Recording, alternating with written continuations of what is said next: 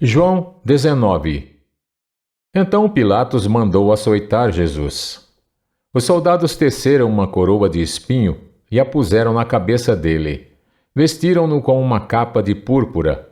E chegando-se a ele, diziam: Salve, Rei dos Judeus! E batiam-lhe no rosto. Mais uma vez, Pilatos saiu e disse aos judeus: Vejam, eu estou trazendo a vocês para que saibam que não acho nele motivo algum de acusação. Quando Jesus veio para fora, usando a coroa de espinhos e a capa de púrpura, disse-lhes Pilatos: Eis o homem. Ao vê-lo, os chefes dos sacerdotes e os guardas gritaram: Crucifica-o! Crucifica-o! Mas Pilatos respondeu: Levem-no vocês e crucifiquem-no. Quanto a mim, não encontro base para acusá-lo. Os judeus insistiram: Temos uma lei, e de acordo com essa lei, ele deve morrer, porque se declarou filho de Deus. Ao ouvir isso, Pilatos ficou mais ainda amedrontado. E voltou para dentro do palácio. Então perguntou a Jesus: De onde você vem? Mas Jesus não lhe deu resposta. Você se nega a falar comigo? Disse Pilatos. Não sabe que eu tenho autoridade para libertá-lo e para crucificá-lo? Jesus respondeu: Não terias nenhuma autoridade sobre mim se esta não te fosse dada de cima. Por isso aquele que me entregou a ti é culpado de um pecado maior. Daí em diante, Pilatos procurou libertar Jesus, mas os judeus gritavam: Se deixares esse homem livre, não és amigo de César. Quem se diz rei, opõe-se a César. Ao ouvir isso, Pilatos trouxe Jesus para fora e sentou-se na cadeira de juiz, no lugar conhecido como pavimento de pedra, que em aramaico é Gábata. Era o dia da preparação na semana da Páscoa, por volta das 6 horas da manhã. Eis o rei de vocês, disse Pilatos aos judeus. Mas eles gritaram: Mata, mata, crucifica-o. Devo crucificar o rei de vocês? Perguntou Pilatos. Não temos rei senão César, responderam os chefes dos sacerdotes.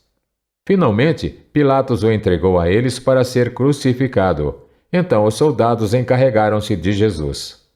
Levando a sua própria cruz, ele saiu para o lugar chamado Caveira, que em aramaico é chamado Gólgota. Ali o crucificaram e com ele 2 outros, um de cada lado de Jesus. Pilatos mandou preparar uma placa e pregá-la na cruz, com a seguinte inscrição: Jesus Nazareno, o Rei dos Judeus.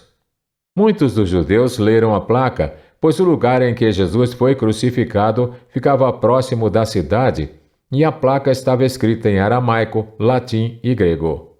Os chefes dos sacerdotes dos judeus protestaram junto a Pilatos: Não escreva o Rei dos Judeus, mas sim que esse homem se dizia Rei dos Judeus. Pilatos respondeu: O que escrevi, escrevi. Tendo crucificado Jesus, os soldados tomaram as roupas dele e as dividiram em 4 partes, uma para cada um deles, restando a túnica. Esta, porém, era sem costura, tecida numa única peça de alto a baixo. Não a rasguemos, disseram uns aos outros. Vamos decidir por sorteio quem ficará com ela. Isso aconteceu para que se cumprisse a escritura que diz: Dividiram as minhas roupas entre si e tiraram sortes pelas minhas vestes. Foi o que os soldados fizeram. Perto da cruz de Jesus estavam sua mãe, a irmã dela, Maria, mulher de Clopas, e Maria Madalena. Quando Jesus viu sua mãe ali, e perto dela o discípulo a quem ele amava, disse à sua mãe: Aí está o seu filho. E ao discípulo: Aí está a sua mãe. Daquela hora em diante, o discípulo a recebeu em sua família. Mais tarde, sabendo então que tudo estava concluído para que a Escritura se cumprisse, Jesus disse: Tenho sede. Estava ali uma vasilha cheia de vinagre. Então embeberam uma esponja nela, colocaram a esponja na ponta de um caniço de isopo e a ergueram até os lábios de Jesus. Tendo-o provado, Jesus disse: Está consumado. Com isso, curvou a cabeça e entregou o Espírito. Era o dia da preparação e o dia seguinte seria um sábado especialmente sagrado.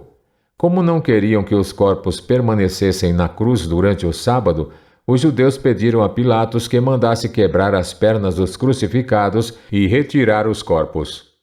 Vieram então os soldados e quebraram as pernas do primeiro homem que fora crucificado com Jesus e em seguida as do outro. Mas quando chegaram a Jesus, constatando que já estava morto, não lhe quebraram as pernas. Em vez disso, um dos soldados perfurou o lado de Jesus com uma lança e logo saiu sangue e água. Aquele que ouviu, disso deu testemunho, e o seu testemunho é verdadeiro. Ele sabe que está dizendo a verdade e dela testemunha para que vocês também creiam.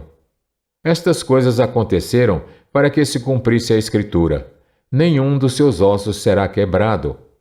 E como diz a Escritura noutro lugar: olharão para aquele que traspassaram. Depois disso, José de Arimateia pediu a Pilatos o corpo de Jesus. José era discípulo de Jesus, mas o era secretamente, porque tinha medo dos judeus.